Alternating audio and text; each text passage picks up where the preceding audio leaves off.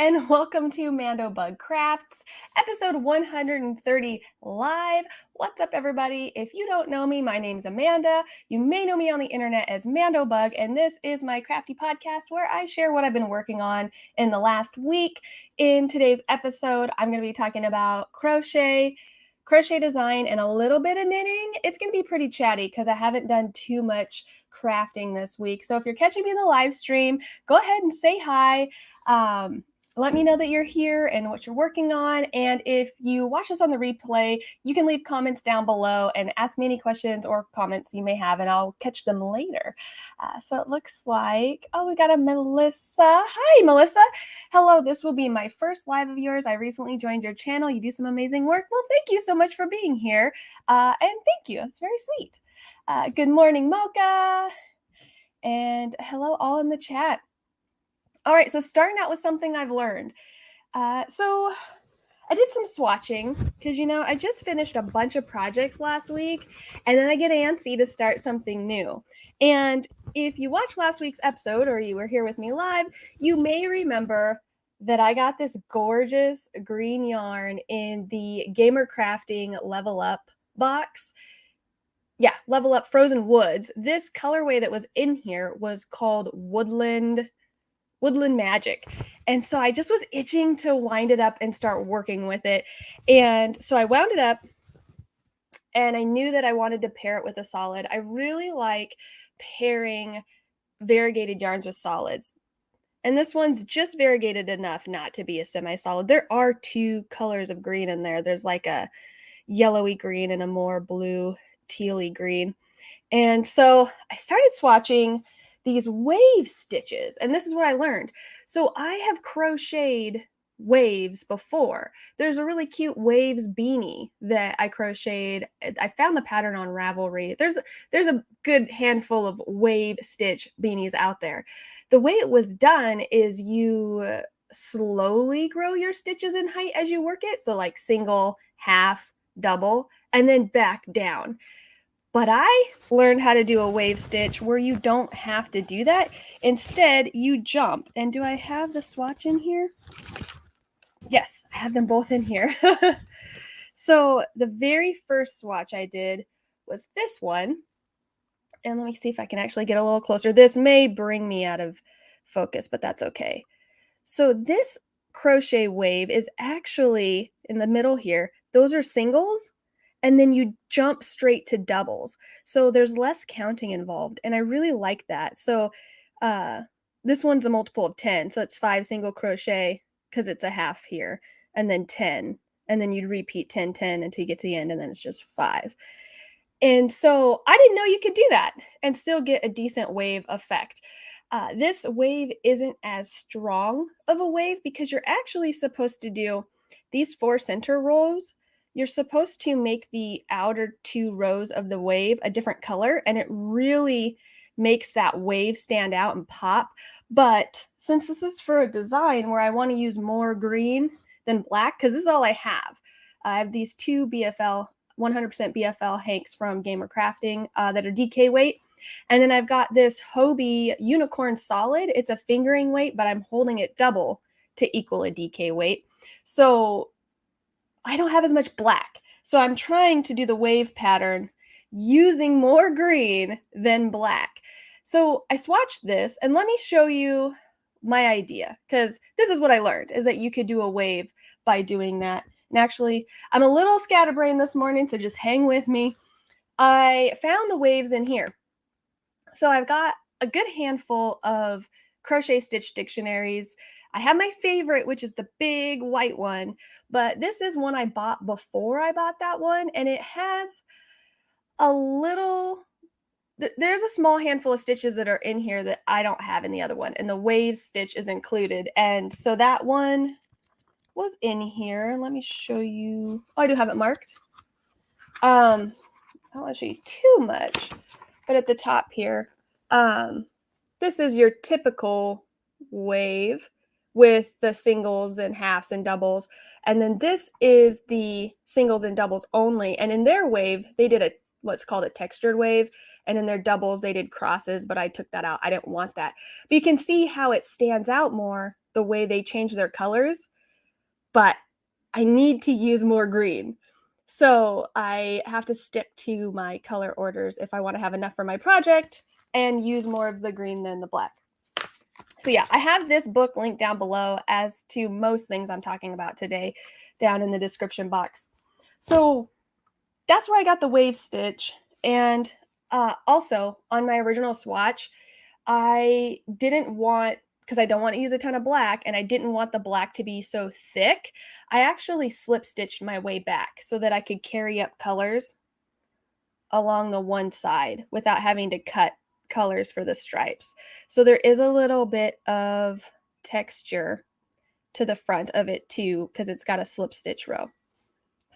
So back to the designing. Let me show you my plan.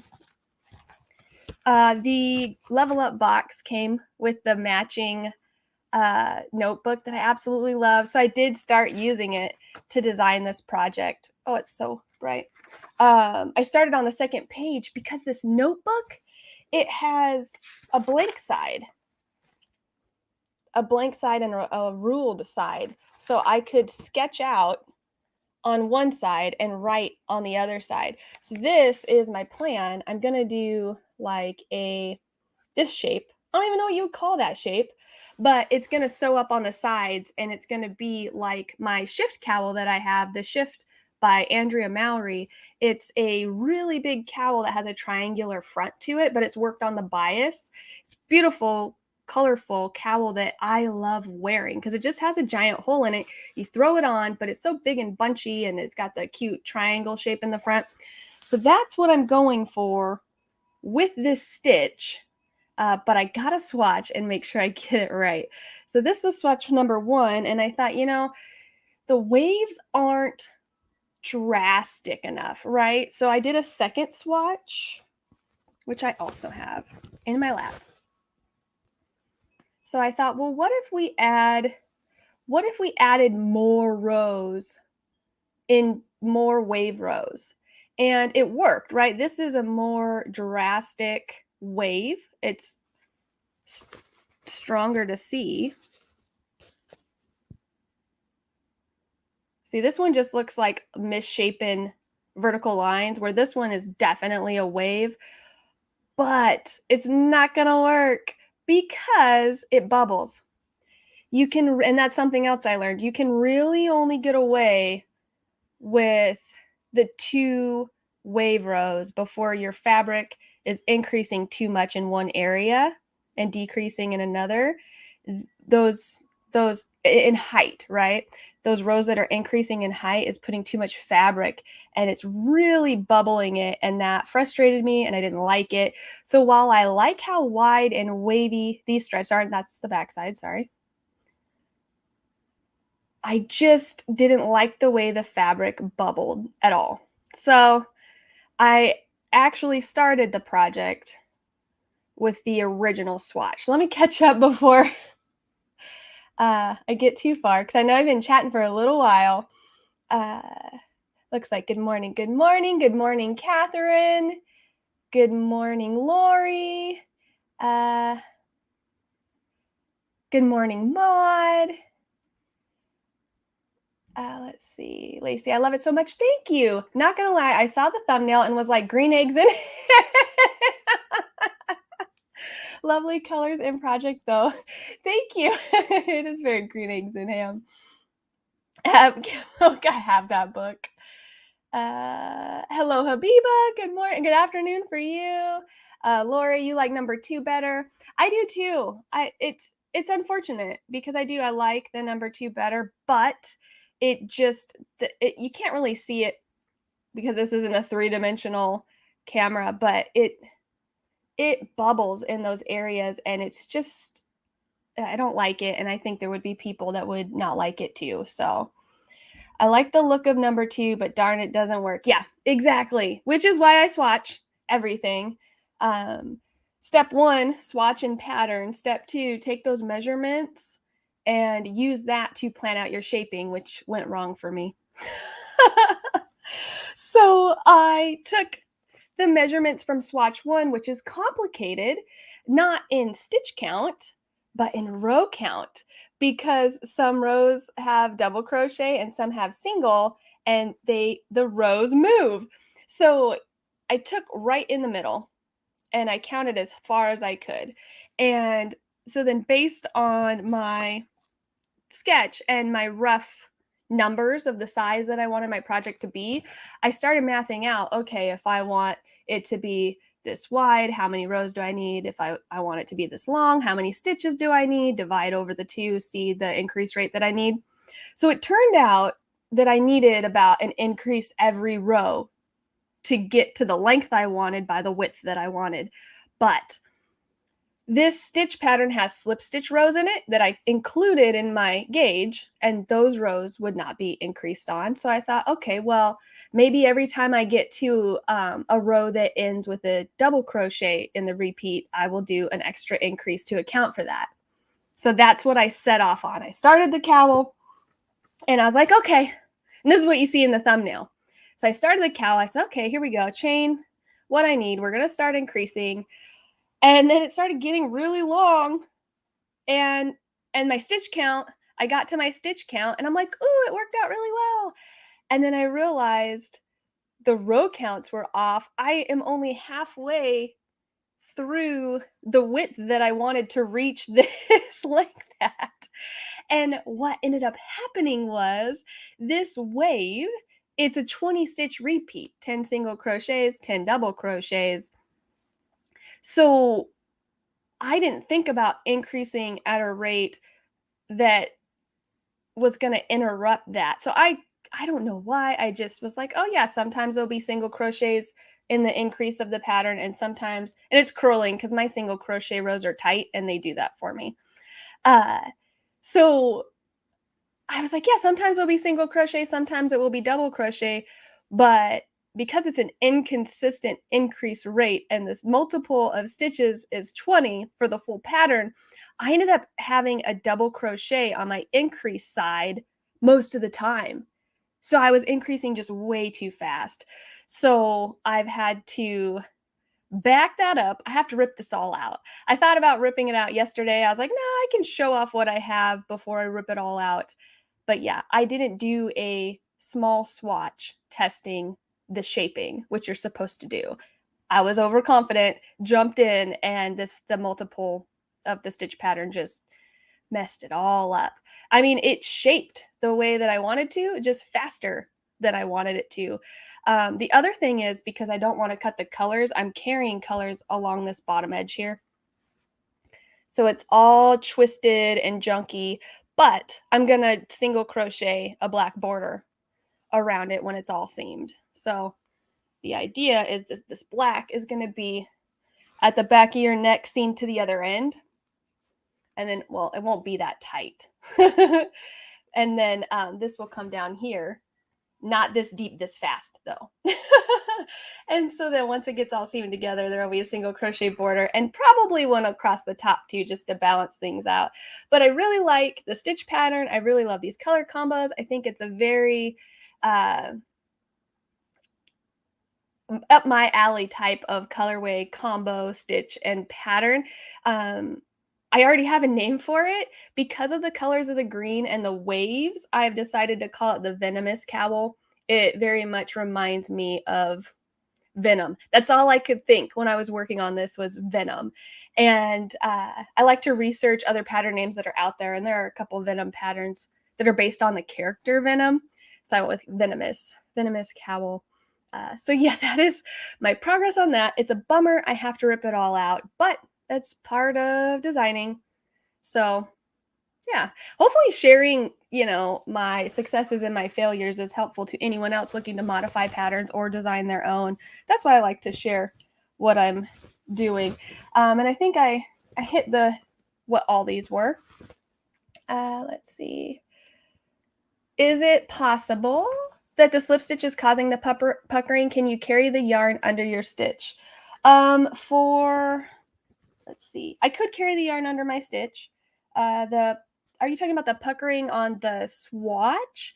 All of this I know is my tension issue with single crochet, But on the swatch, where did I place the bubble?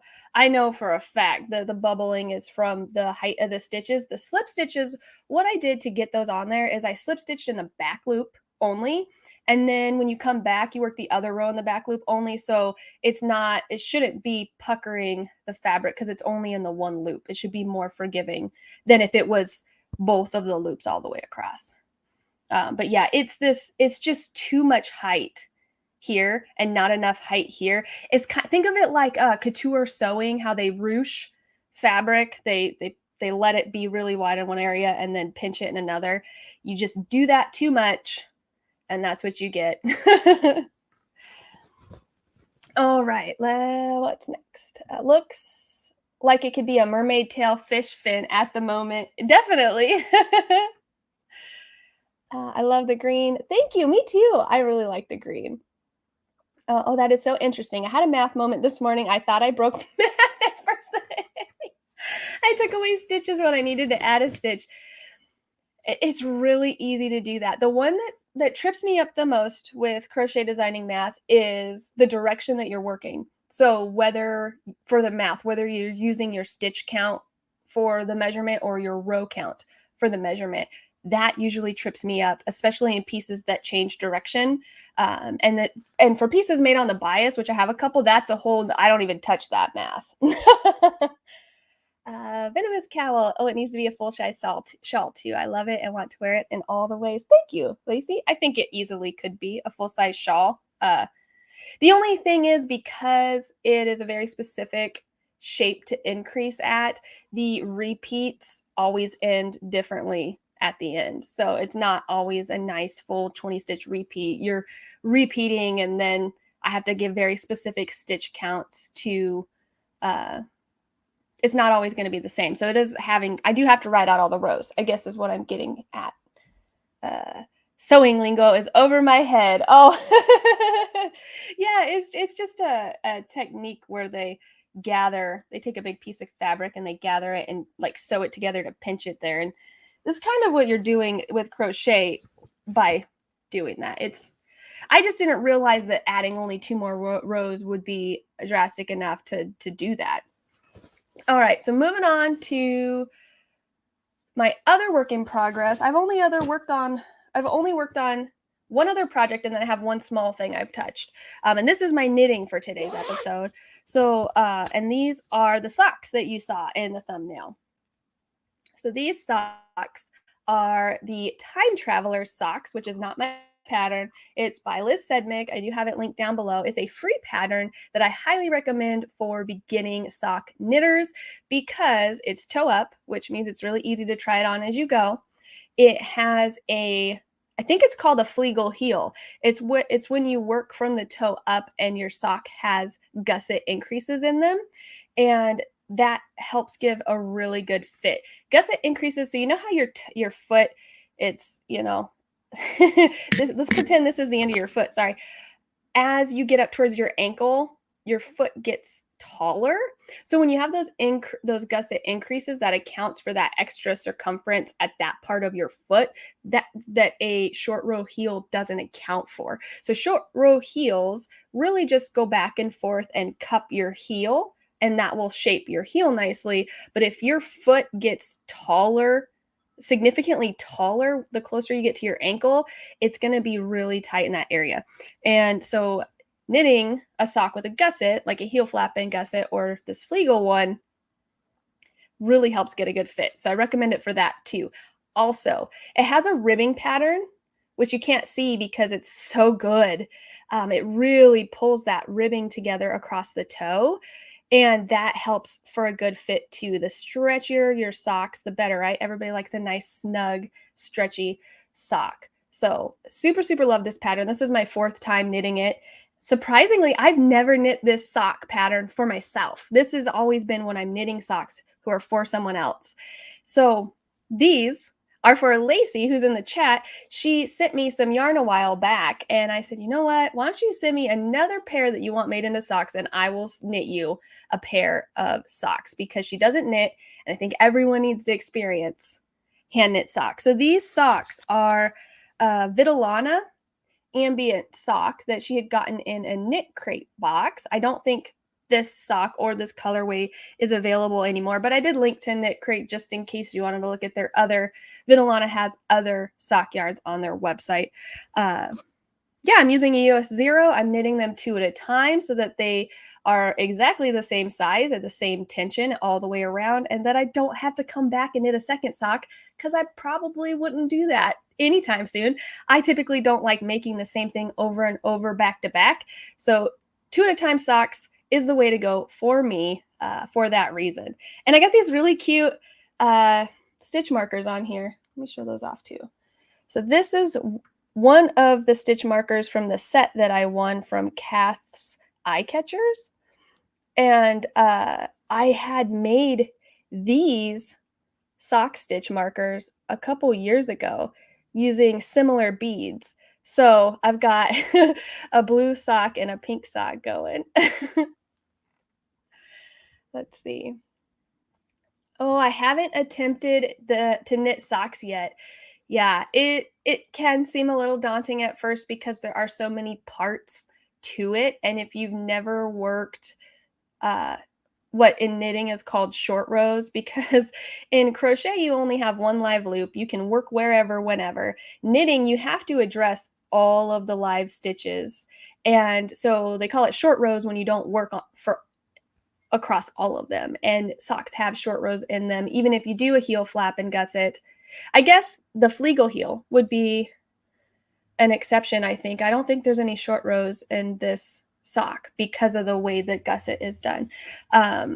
It's increases and then later decreases. I've only just started the gusset. That's what the markers are for, is they tell me where to increase for that gusset area. But there are some really great sock tutorials out there. You can always start small too. My very first knit socks, I want to say the big ones, I did cabled socks that I started for myself, but I also, somebody commissioned me to knit ornamental socks out of worsted weight that they put on pillows for decoration. And that was a really great way to get started because it was worsted weight. The socks weren't very big. So if I messed it up, I could start over and feel a little more confident.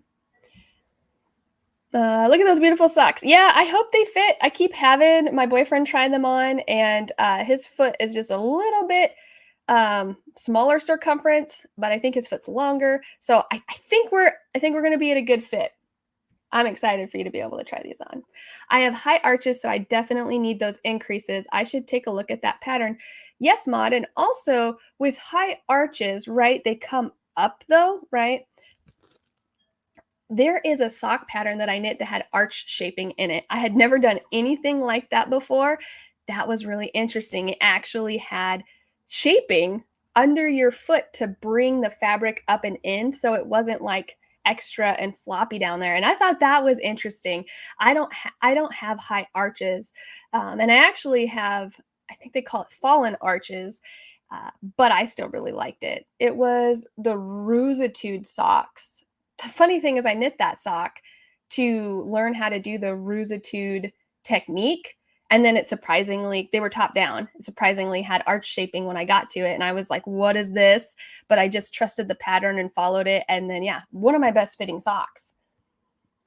You guys, you could tell me that is magic that makes this 2 at a time sock thing possible. And I would completely believe you. Yeah, not knitting the two together, I think, is the part that messes people up a lot. And the fact that, so if your needles are here, you work across I'm about to work across the back. So I do the back of this sock, switch yarn, the back of this sock, and then the front of the same sock. And I think that's what messes people up, is that once you switch from one sock to the other, you're doing both sides of that sock. Then you switch yarn and you'll be doing both sides of that sock. You just kind of have to wrap your mind around the way that they're set up. For some people, they actually use 2 different circular sets of needles, and they'll use different colored ones. For me, that's more confusing because you have more needles to possibly grab, but it works for other people better.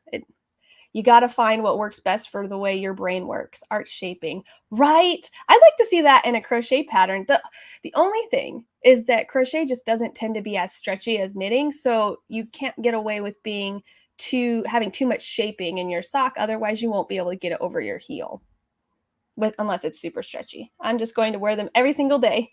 I mean, this Vidilana sock, I think, oh, I didn't look up the details, but I think it's a superwash merino nylon, so it should be nice and hard wearing. It's not the softest yarn. So that's what you want though. You want something that's a little crunchy, soft enough that it doesn't like feel scratchy or uncomfortable on your feet, but you want that durability, and this has it for sure. So what you're saying is that it's magic. It's definitely magic. Mocha, I love how excited Lacey is. I know, that's why I'm knitting them. I knew she would be. How do you spell the name for those arch-shaped socks? ROOSITUD.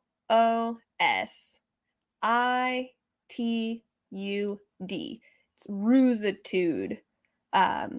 That in the search on Ravelry should pull them up. They've got this like embroidered look of it's almost like a floral embroidered look along the side of the leg. That's how you'll know they're the right ones. I just got my first sock yarn and it feels exactly how you're explaining it. Yes. Some of the best socks are not the softest, but they are very hard wearing and long lasting. So that's exactly what you want. All right. There's only one more thing that I worked on this week. And that was just another little swatch. Because I finished all those projects, I was super excited to start some new things. So I grabbed this, which I've been waiting to work with. I got it back around Halloween. This is Hobbie's Universe Halloween XL. And I bought enough to make a sweater. And I've kind of had some ideas of what I would do with it, but I've been not letting myself work with it because I've been trying to get out my other patterns that have already been started. And since I have been, it was a treat. It was a treat to be able to grab this yarn and swatch it up. So I ended up with this, keeping this swatch, and there is hair on it. My cats, if I lay anything to block on the kitchen table, they will lay on it. They're like, this is mine now, thank you. So it's not showing up very well in color. It is blue. It is blue here, but it's more purple in the middle. And you're not, like, you really can't see that at all. Even if I get closer, the gradient is so smooth. My lights are just not picking it up at all. But look how sparkly this is. This is hands down the sparkliest yarn I've ever worked with. Like, I've seen very sparkly yarn in person. And it's one of those things where it's like, oh, the camera's not picking it up, video or still, like it won't pick up the sparkle. This is not a problem for this at all. So if this is how much sparkle is being picked up on camera, imagine how much sparkle there is in real life. So the swatch is nice and drapey. The one thing I noticed about working with this yarn right away. So let's go into the details. This is 98% acrylic, 2% polyester. The polyester is that thread, that metallic thread that's running all the way through the yarn. And let's go ahead and let it focus on the yarn, because I want you to see something important about this yarn. Or maybe it won't. Maybe it knows it won't focus on me later if I do that. You should be able to mostly see though, even though, there it goes. It's a single ply of the acrylic that is wrapped with the metallic thread. And what's important about that, this single ply is not fluffy. There's not enough space. Like multiple plied yarns, when they're twisted together, like air gets trapped in between them and they fluff up. This does not have that because it's a single. So that helps with the drape, but it's not very fluffy. And because of that, I had to choose a stitch that was going to give me the result I wanted for the project I wanted. I knew that, oh, good job, camera. I knew that I wanted to make this into a cardigan. And so I started with a double crochet swatch, which is my favorite stitch. I love double crochet. But because the yarn doesn't have a lot of body to it, there's no fluffy substance to it, there was like these giant gaps in between stitches, and that is not a cardigan that I want, or sweater pullover that I want. I don't want something with giant holes in it, at least that not for this design I have in mind. So then I thought, well, let's drop down to a half double crochet. That can tend to close up those gaps in between the stitches by squishing them down. Still nothing. And I didn't want to single crochet this yarn. This yarn is a DK weight. It is 100 grams, 240 yards, or 220 meters, and it's recommending a 4 to 5 millimeter needle and hook, which is a US 6 to 8 G to H hook. So I ended up going with the link double crochet. I've been working with it lately. I've been talking about how there's not enough stitches or not enough patterns that use the link double crochet. So with this link double crochet, no gapping, nice and stretchy. Well, I guess if you stretch this way, you can see gapping because what you're seeing there is those loops being pulled apart. But I was really happy with the way this turned out. I would love a sweater out of this. It's nice and drapey, even though it's 98% acrylic. So it's machine washable and dryable. Although I wouldn't put it in the dryer. I don't recommend that pretty much ever. But yeah, I'm really happy with how this turned out. And I already have a name for it because this yarn is so sparkly. This sweater is going to have to be called Showstopper. Like there's no other name for it. Like you wear this out, you will get stopped. Someone's going to say, wow, look at your sparkly sweater. Am I ever going to get back in focus? See, that's what I get. Let's see. Lacey, I just showed my husband and did a dance singing it's my socks, it's my socks. That's funny. I'm trying to get the camera to refocus on me. Maybe if it thinks that I move, it will refocus. Hello, Lacey. Love blingy yarn. I love this yarn so much. So I only got 6 hanks. So I'm going to have to be very careful about what I choose to make with it because, or these are cakes, I guess. 6 is going to be tight. I'm not going to be able to do anything like super big with a lot of positive ease for me. Otherwise, I'll run out of yarn. Like I ran out for my swing cardigan, which I just ordered more, by the way. I'll talk about that in a little bit. What? Come on, camera. Gorgeous. Every once in a while, you can see the color change on your piece. Yeah, it's something to do with my lights. My house is not a very well lit house, so I have to set up extra lighting. And sometimes I'm still learning how to do that correctly. Like bright enough that you can see the colors, but also I want the colors to be accurate, which all the other colors in the picture seem to look accurate, so I'm not sure. Oh, I think I have that yarn. I want it. Oh, yeah, you did, Lacey. I want it in the Halloween giveaway from Alt Knots. I have been dying to use mine, but I can't figure out what to make with it. Yeah, Alt Knots, Kayla, she got the other colorway, the green and magenta one, and she made a sweater out of it that's absolutely gorgeous on the knitting machine. Oh, wow, the link double crochet looks beautiful with that yarn. Nice stitch to yarn pairing. I support the name Showstopper. Thank you. Yeah, I'm really excited. I wrote down the stitch count and then I just need to sit down and math it all out. But that's going to wait because I'm still working on my other, my everyday swing cardigan. I just did the math for the sleeves for that the other night. Oh my God, this is bugging me now.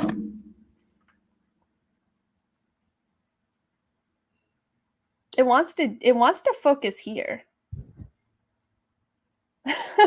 It doesn't want to focus on me. Oh, link double crochet. I seen tutorials on it the last time you mentioned it, and I worked it up swatch for myself. Dreamy, right? Like, I think that if you are a fan of double crochet and you don't mind that little extra step, because it is a little slower, and it is something you have to like build muscle memory for to speed up with it, but it just gives the most wonderful swatch, and I think it's great for garments. Like, I love it so much. I think the height of the double crochet lends to a nice drape, and then just linking them together closes that gaps that you don't want in your wearable fabric. So somehow I managed to get the fine version of it in the Christmas colorways. This is already a fine DK weight, in my opinion. Let's just go ahead with my camera. Since it wants to be focusing here, I might as well just stay at its level. This is the DK weight. And like I said, there's not a lot of body to it because it's a single wrapped with the thread. So if this is the DK, you know that Mocha's fine is super fine. I would definitely be holding that with something else there because, yeah, even finer than this, I wouldn't even use that for an entire sweater, I don't think, just because this yarn doesn't have the body to build up on its own, I feel like. The only thing is I'm gonna have to make sure I use a really good light when I do make this sweater, because check this out. Can you see right there where my fingernail is? You can barely see it because the yarn's so dark. I missed a stitch in my swatch right there. Isn't that crazy? And this happens when you work with dark yarn if you are like not using a special light for it. So yeah, you can kind of see it now there. There's just a giant gap where I didn't work into that stitch and I worked into the next one. So I'm going to have to pay extra special attention as I work on this, but I'm super excited for it. And I'm really pleased with its overall feel and drape, and color is amazing. And price was great too. I got a really good sale on it, or got it on a really good sale back when they're discontinuing this yarn, this colorway at least. So it's okay. I never wear my glasses, so everything looks unfocused anyways. Cover and uncover your eyes. I think it looks for your eyes when it focuses. That's a good point, Maud. I think so too. Also, you guys, I remembered to make my chat subscriber only today. So we shouldn't have any spam issues. And you can set the timer of how long someone needs to be a subscriber. So I set it long enough that even if they try, I won't be here by the time they're subscribers. But then they'd have to remember to come back. And I don't think spammers do that. But yeah, so yeah, I was very excited I remembered to do that. I have to do it every time I go live, go in and check that. But thanks for that suggestion. I agree, the DK feels like sport, right? It's very fun. It's a fine. I think it's just because it has no body. I know you probably said a couple cuss words when you saw it was lightweight. I mean, I have to admit that this is Universe XL, and I was just assuming that was going to mean worsted weight. I thought it like XL usually means like thick, and I was like, oh, I hope it's not too thick for me. But this thickness is literally right up my alley, and it worked. Yeah, just cover my eyes. We'll just play a little bit of peekaboo. Thank you, Maud. All right, that is everything I have to talk about for works in progress. I told you I didn't work on a lot. I've had a very, very busy week this week, as I'm sure you guys have as well, because we are approaching holiday primetime season. So moving on to check it out. If you haven't seen it already, I was live over on Mocha's channel, Unapologetically, Mocha Crochet and Crafts. I have that live link down below as well.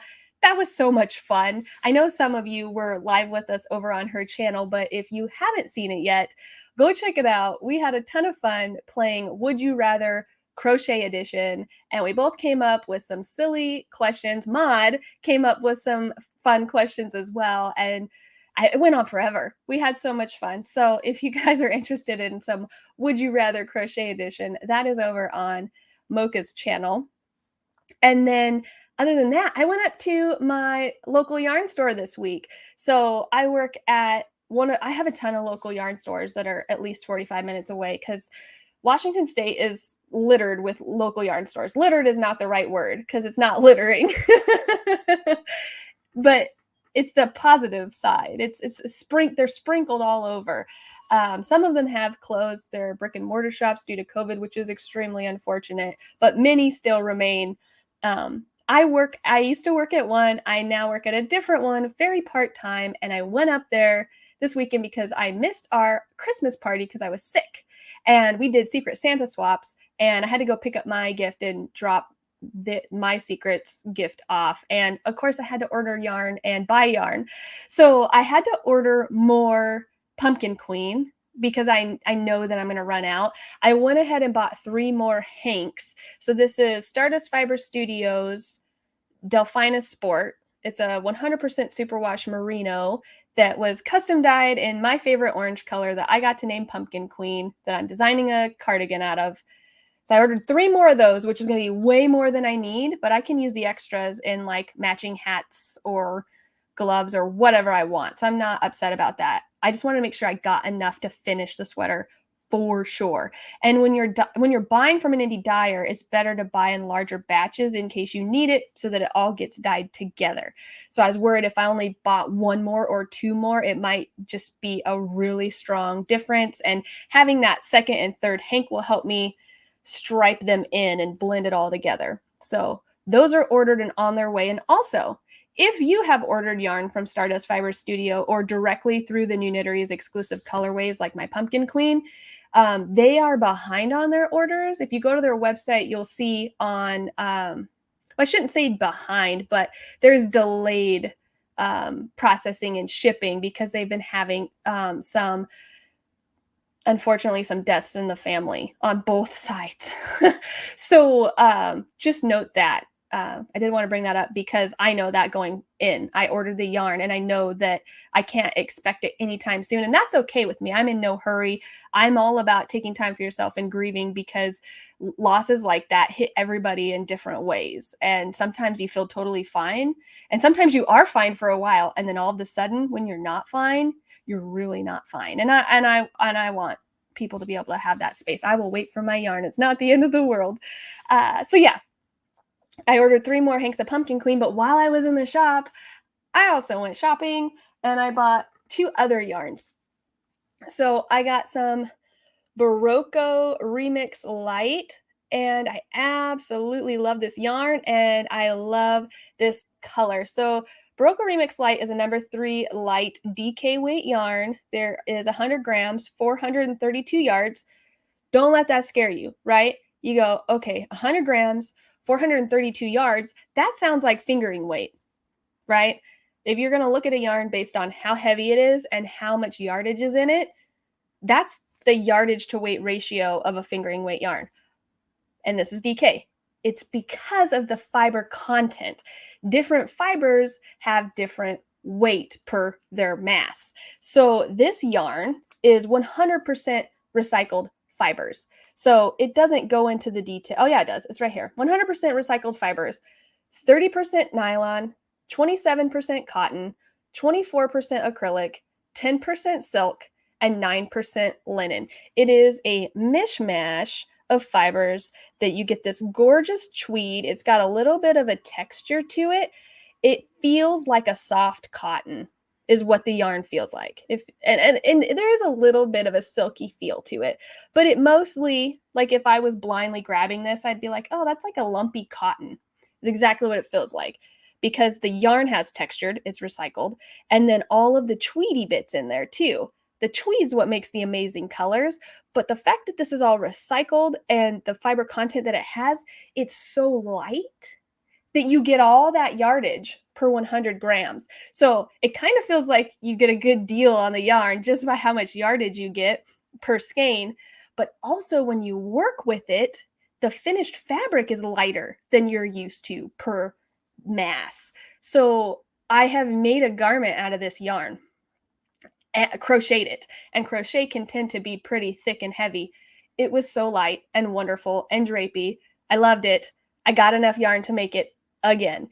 So this is what color is this? This is color Eggplant. And so it'll be a little while before I can get to this yarn, but I know exactly what it's going to be, and I will be sharing it off in the future. But I did pick up all the yarn for this project, and I absolutely love it. I really, really love this yarn. Let's see.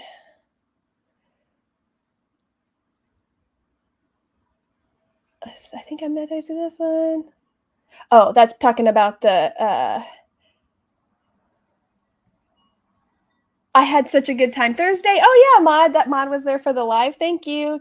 Mocha says that was great, and it was cool to see you, Maud. Lacey watched the replay yesterday. It was so funny.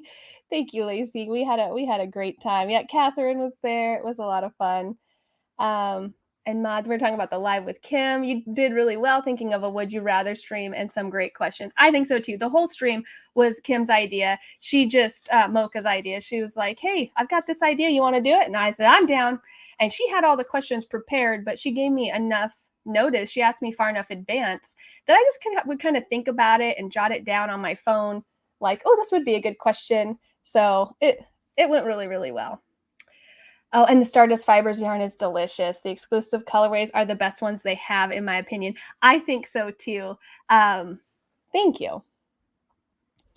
Maud, you came up with some great questions. She really did. She added some great questions to the stream. And grieving is such a personal journey. It is. It takes as little or as long as you need, and it really is. No judgment from me. So true about not being all right. It's like a house falls on you. Absolutely. I have been very fortunate not to lose a lot of my close loved ones, but I've been close to losing loved ones a couple times. And so I know what just that feels like. So even further, yeah, I don't even want to think about it. I can't even imagine it. Yeah, absolutely. People need time and space. Oh, I love fun blends. This is the only thing I miss about Knit Crate yarn subscriptions. I did notice that when I went and looked up the Vidilana Ambient sock. They have some very interesting yarn bases that I wouldn't be mad about trying. It just seems like it would be difficult to get a hold of it again, right? That's the only problem. Like this Berroco Remix Light, I know I can get it next year, probably the next year. I don't think it's going to be discontinued anytime soon, and that's really nice. Let's see. Dude, cotton crochet garments are usually so heavy. That is very cool. I will keep that in mind. Yeah, because this is only because cotton tends to be one of the fibers that is heavier per mass. It likes to compact and be dense, and it doesn't have a lot of body. But this one is mostly nylon and acrylic, then cotton. Or, well, I guess it's mostly nylon, then cotton, then acrylic. But the cotton acrylic is really close. And I've really been enjoying cotton acrylic blends together. So, yeah, I really like this one. I am excited to show it to you guys when I can make it up and share it off. It's going to be lovely. I got another yarn too. It's so sad and scary. Oh, are you talking about grieving? I know. So it's more like a bamboo. Kind of, yeah, right. Like nylon is polyamide. It's a man-made fiber. It's going to behave more like a viscose. Yeah. But it doesn't feel like bamboo. You know how bamboo does have a little bit of weight to it, and it's real slick and it has a shine. This, even though this has silk in it, there's like no shine. There's no slick. It feels and behaves like a cotton minus the weight. Like a recycled cotton minus the weight. Drape and weight wise, I mean. Yeah, I don't have a swatch with me. But yeah, it doesn't have quite the swing of bamboo. Bamboo has such a great swing, but it does have nice drape. I really like the way the garment turned out. Nice and breezy for spring and summer. So the other one, I've got spring and summer on my mind. And so I know it's winter, but when you design patterns, you have to design far enough in advance that they're completely ready to come out in the right season. Because there's no point in like a heavy, thick wool sweater. If I'm working on it right now in winter and it's not ready till summer, it's not going to be super successful until maybe next year. You know, like you're better off just holding off on that pattern and releasing it in the right season. So my mind has already drifted off into spring and summer projects. So the other yarn I picked up at the yarn shop is another Berroco. The new Knittery has a nice collection of Berroco yarns. And I really enjoy Berroco as a yarn company. So this is Summer Sesame, another spring-summer blend, right? So this is 47% cotton, 44% acrylic, and 9% nylon. How much I've been loving these cotton acrylics. I just had to grab it, give it a try, and it's right in my Halloween colors. Like, oh, it's so pretty. Purples and grays and oranges. And they've got this, let's go ahead and let it focus on the yarn. It's got these, I forget what they're called. And I even took an art yarn class, so I should know better. But it's got like these, I don't know if they're coils or beehives. I forget the name because there's like coils, beehives, and super coils. Let me see if I can pick some out. See if I can find the inside. I know you're not supposed to pull from the inside. It's highly recommended that you don't. I almost always do. And then I almost always regret it later, but I really don't care. And I know you guys are the same way. I'm trying to find one that's contrasting from the yarn because some of them are not. I'm not going to be able to share this with you guys. It's too fine, I think. Do you see it? It looks like a little, it reminds me of when we had lice. Oh my gosh. It looks like a little lice on there. But it's just on that one thread and it's wound and wound and wound and wound. So it's not a tweed. It's not a chunk of fiber there. It's wound on there. They're like little, maybe I should have just done that. They're like little wound neps. That's not the right word. They're either beehives or coils. But I really love that texture and I really love the colors, and I'm dreaming up a nice shawl. I love designing shawls with weird yarns and changing colors like this, and it's something light. I like for spring, not sometimes summer, depending on where you are. It's nice to have a transition cover up from outside to inside air condition. So that is kind of my thoughts. Not necessarily spring colors, because I'm not a big fan of spring colors, but I was excited to get it and play with it and feel it. So this, I didn't say, surprisingly, this one is a number 4 medium. So this is a worsted weight. They are recommending a 4.5 millimeter crochet hook and knitting needle, which is a US 7. They don't have the letter. I think 4.5 millimeters, that weird in between letter size. This yarn's made in Italy. There's 100 grams and 295 yards. Again, the yardage seems extra for a worsted weight. I'm thinking because of that blend. But yeah, this colorway is 5238 Orchid. So I'm really excited to work with this and play with this. And yeah, that's my other thing that I picked up at the yarn shop this week. I went everywhere this week. Like, I almost never leave the house, and I was rarely home this week. We went to Zoo Lights on Monday. I went up to the yarn shop on Wednesday. I went over to Lori's house on Wednesday. I had someone at my house on Thursday. Like, whew, it's been a week, which is why I haven't really worked on all that much. Let's see. Mocha says, I'm designing a spring shawl and several light tunics. Ooh, Mocha, tunics. I'm going to delve into garments. Pray for me, y'all. Dude, reach out if you need help. Definitely reach out. I will help you the best that I can. I'm a very visual person, so it will probably include a lot of me sketching things and taking photos and sending them to you, but also I can find some resources to send your way. It's harder for crochet than it is for knitting, but if you have a question and it's in a knitting resource, I can help translate it for you, because I'm all about, yes, more garments, please. Gorgeous yarn. I wonder which one you're talking about. The Sesame? I think we finished talking about the remix before we got into the Sesame. And if you guys are wondering price points, at the new Knittery, I paid $12 for the Remix Light, and I paid $15 for the Sesame. So, good luck for Good Luck Mocha. You can do it. Start simple, start small, and maybe do one size first before worrying about grading. I have been playing with the summer spring design in my brain. I have been trying not to start anything new, right? But I'm sure I will give in soon. I like that Licey yarn.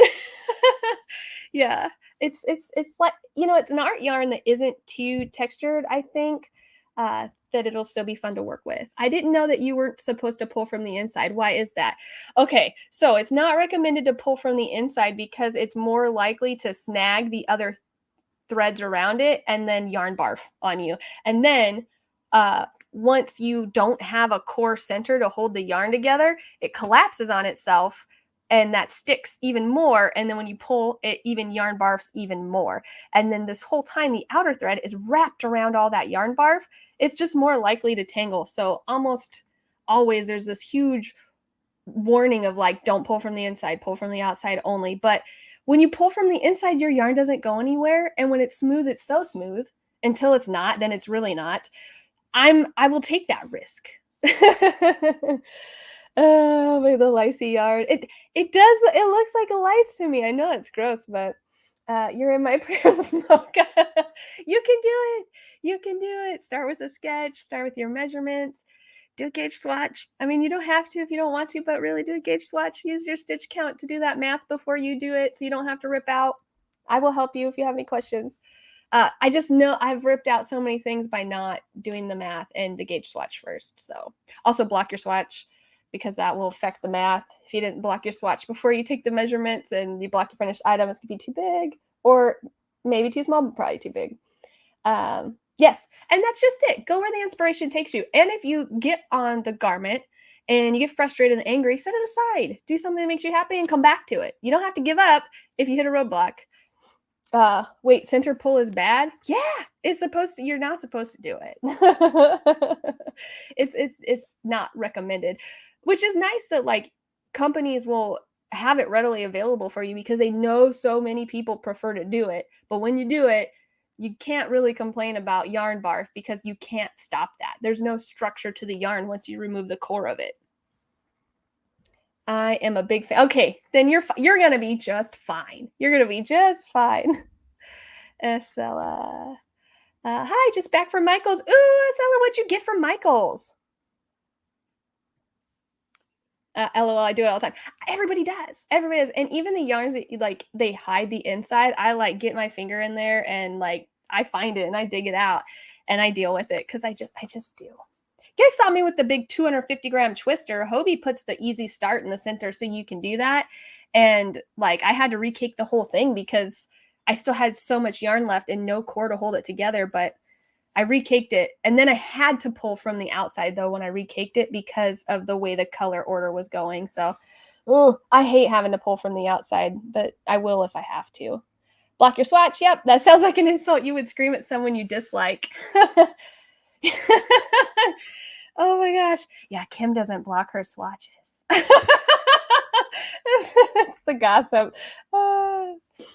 But that expert you said you were crazy for block. Oh my gosh. Yeah. You guys, I had someone reach out to me and say that I shouldn't share blocked gauges in my patterns. So I have removed that comment from my patterns that the gauge swatches after blocking just because now you don't know and it doesn't matter. What matters is that your finished measurements, your finished gauge should match the gauge of a pattern. So when you're a designer, it doesn't even matter what your piece is. What matters is that your math, your stitch count maths out with your gauge. And it's a whole thing. But yeah, she reached out and she was like, I don't care what the experts say. Pre-block gauge is the only gauge that matters. And I was like, oh, that's wrong. Okay. Clover circulars on clearance. What?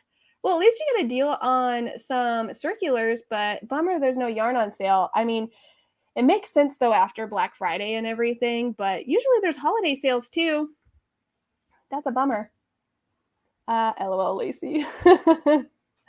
So that was everything I had to talk about for Check It Out. Other than that, let's chat. We don't got too much time. I do have my daughter with a babysitter today, so I got to go get her soon-ish. But we do have a little bit of time to chat. How has your week been?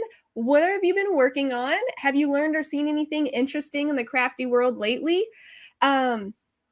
So my week, I mentioned, I was busy. I was Zoo Lights Monday, which was so beautiful. It was really cold.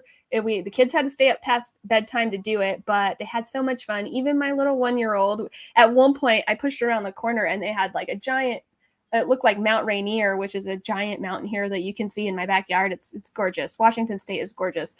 They had Mount Rainier done up in lights and a giant octopus on top of the aquarium building. And so when we turned the corner, my 1-year-old goes, wow. And it was just the cutest thing ever.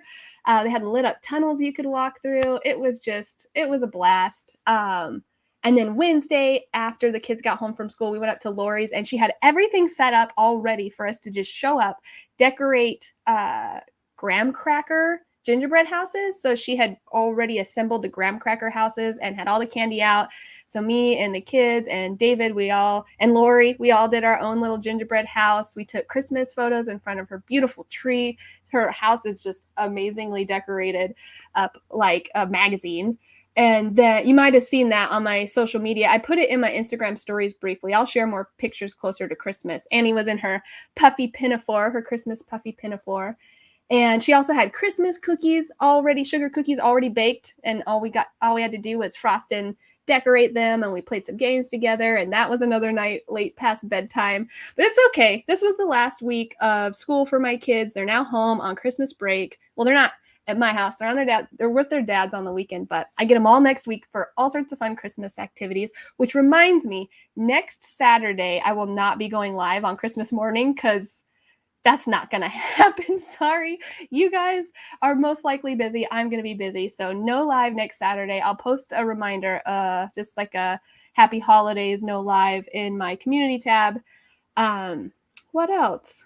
Oh, the thing I've been most excited about is we've been saving for a house, and we're working with a realtor, and we actually are going to look at a property next week. And I'm trying not to get my hopes up because the way the market is right now, everything is selling so fast that a lot of times houses sell before they even get to a market here. So I'm trying not to get my hopes up. This is one that's not as desirable to other people as it is to me and David. It's a rundown farm. It's a rundown farmhouse on just shy of 7 acres. It's already fenced for livestock, but they said the house needs major repairs before we can move in. And I think that's detracting a lot of people from buying it. So we're going to go check it out and see if it's something that we want to buy and fix up. And I just keep dreaming about this farmhouse and sheep. Like, what? Could that be my life? Maybe. But see, I'm not supposed to be getting my hopes up in case someone swoops in and buys it. So, but that has been my week. Let's see how your guys' week is going. Let's see. Estella. Gonna start some knitted bandanas for my Oh my gosh, that's gonna be so cute. Any tips? Or sympathy. I mean, hopefully your dogs aren't the kind that will want to chew them off. And if you think they might be, maybe use something you're not going to be super upset about if it ends up getting roughed up and possibly destroyed. Just depends on the nature of your dogs. Like, some are really gentle with things and some are not. I had a black lab mix that chewed everything, didn't matter. So, so you might need sympathy. Excuse me. But that sounds like it's going to be super cute. As far as tips, if you know the fit that you want, I know this is work, but if you're going to make 5 of them to fit 5 different size dogs, if you want to measure your dog and see how loose or tight you want the bandana to fit and do a small gauge swatch and then use that stitch count to fit the circumference you want, then that way you know that you're not going to worry about the right fit. But if you don't want to swatch and you think you found a pattern that fits a dog that's the size of yours, then you could just go off their numbers. That's the whole point paying patterns at this point for me is like, if I don't want to do the math, if I don't want to swatch and I don't want to like measure anything, if I just want to buy the recommended yarn and needle and start, I will buy the pattern for sure. It was so much fun. It was, Lori. Thank you so much for having us. We had a great, wonderful holiday day. I went to Zoo Lights with the kids and my mom last year. It was cool here too. I love the zoos that do the Zoo Lights. They really put it on, and they had like sponsored areas too. Like BECU, I think, puts the whole thing on, which is a local credit union here. And then like Geico had a sponsored like lit up snowflake gecko thing. So yeah, it's very well funded. Just searching YouTube for cute crochet Christmas ornaments. Woo, finding some super cute ones. Yeah, my favorite. So my great grandma crocheted a lot, and a lot of the decorations that were at her house when I was a kid were all handmade. And like, I think I may have mentioned she was designing crochet patterns and submitting them and trying to get published, and she never did. I should do a whole separate video about the stuff in my shed that's hers sometime. But she had so many cute crochet ornaments. I don't know where those ended up because I don't have them. But I remember like spiral candy canes. She would have the ones with those pipe cleaners and the star beads that you stick on. There were crocheted wreaths and tons of snowflakes. And yeah, there's some really cute crochet ornaments. My week has been computer issues, puppies, filmings, and lives chat. Work, and cute puppies, but also probably lots of work puppies. It does sound like a nice and productive week, even if it's been uh, busy. Hopefully, you've got your computer issues all sorted out, because that can be really annoying. I know for you, you work on your computer, and all your filming and live chat's going to be through a computer probably. And puppies, oh, I just know they're a lot of work. I've been working on an Isabel amigurumi from Animal Crossing. Oh, cool. It's been slow going, but it's an easy project to pick up for a few minutes and put away. Is it for you or is it a gift? Lori's grandma game is on point. She is. Literally best grandma ever award. Like, oh, sure. The kids love going to her house. She has amazing food, amazing crafts and activities. Lori's got Shetland sheep, so they can go out and see sheep, chickens, ducks. Also, she'd be the one I'd be picking her brain for if we did get the farm and I did get my own sheep. I mean, with almost 7 acres, if my flock got big enough, I'd have to get a herding dog and learn how to herd but it would not even nearly start there. I'm pretty sure if we even got this farm, it'd probably be a year before we could move in to fix the house, and then we'd probably live there for a while before we could get the sheep, and even then I'd start with very, very few, just because I have no idea what I'm doing. We celebrate 2 Christmas days here. Oh, one on Saturday and the second is the Sunday, and that's in the Netherlands, right? So going to visit family the second day. Very fun. That's going to be a lot of fun.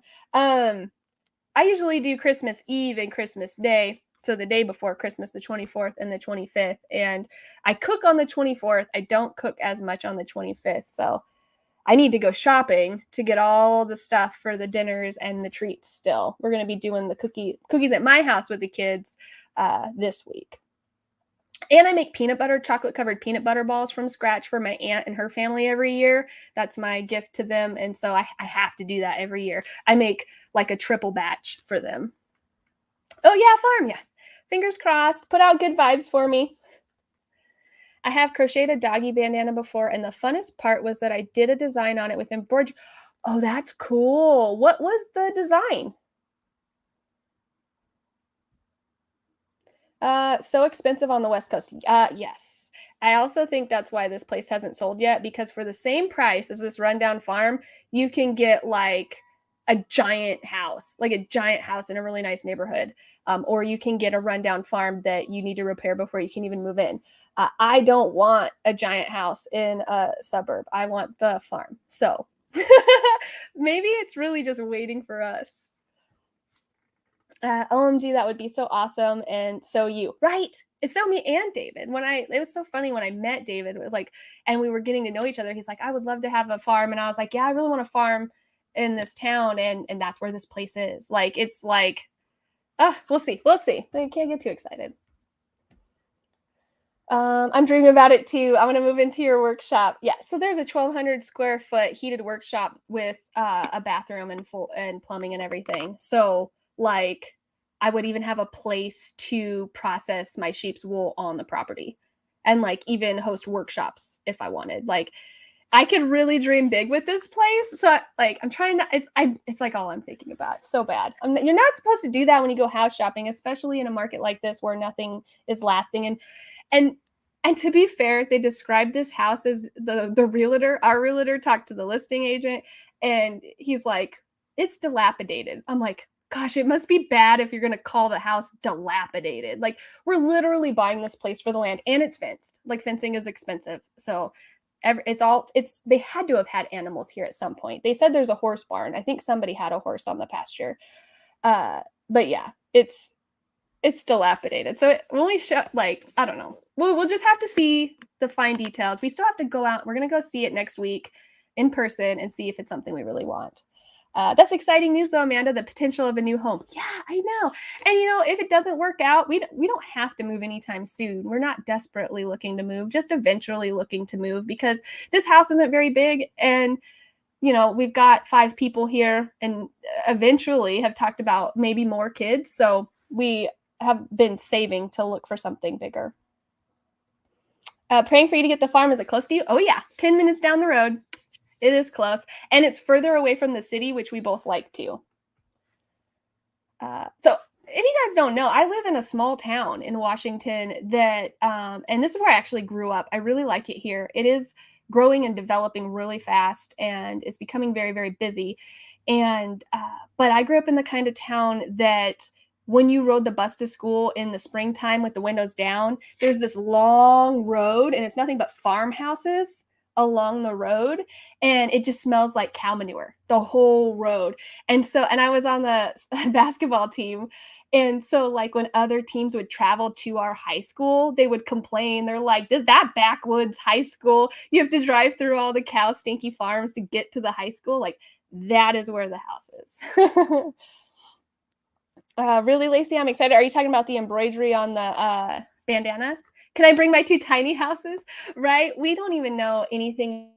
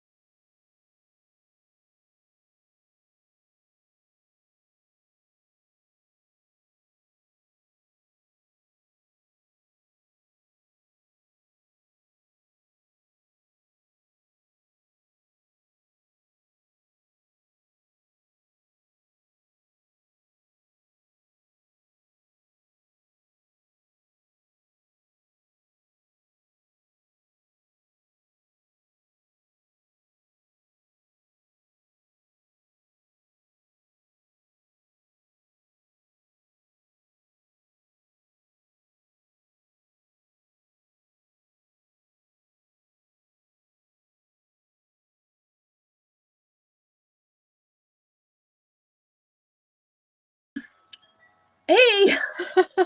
So my internet is down, but I'm using my phone's internet just to get back on here so I can end the live. I wonder what would happen if I couldn't get on here at all. StreamYard would just continue my live with a black screen. But anyways, what a fun ending to the live stream. We have really bad winds here, and I forgot to mention at the beginning this could have happened. That it went out this morning at like 5 or 6 a.m. and then came back on. And there's just a lot of trees up here in Washington, so when we have windstorms, they frequently will knock power in and out like this. And it's usually a sign that one of them is going to actually come down and knock the power out. And it's usually not just one area, so it's out for a while. But thank you guys so much for joining me. And I will catch you guys not next Saturday because I am not going to stream on Christmas, but the Saturday after that. Oh, it looks like the internet's back up, but it is past my time anyways. I can only stay on here for an hour. Let me just catch up in the chat, make sure I didn't miss anything before I go. You guys were all thinking it was your internet. Sorry. No, my internet just went out. Yeah, I'm gonna have David build a fire if it does go out. Happens to me a lot. My power's going flicker. Yeah, hopefully you guys keep your powers too. My dinner's ready anyway. Bye, Maud. Have a great Christmas too. There's a farm outside of Stanwood on Camino Island, maybe, that I've dreamed of owning for years. That sounds gorgeous. I've driven past Stanwood and Camino Island. I've never actually been out on it, but that sounds wonderful. I know there's Stilly River Yarns is a great little yarn shop up in that area. Lindsay, the owner, actually test knit my birdfoot beanie for me. She's got a shop sample in her shop. I've been meaning to make it up there to visit her store. You had a heat wave over the summer and now a cold snap. Yikes, I know. Did I miss the live? Yeah, sorry, Reggie. You must have showed up when my power was out, but it was still streaming. All right. I think I caught up. So yeah, thank you guys so much for joining me and going through the power outage with me. Hopefully it stays on, and I hope you guys all have a very happy holidays, whatever it is that you celebrate. And I will see you, I think, in the new year. Yeah. My next live stream will be on New Year's Day. So I will see you guys in the new year. Bye.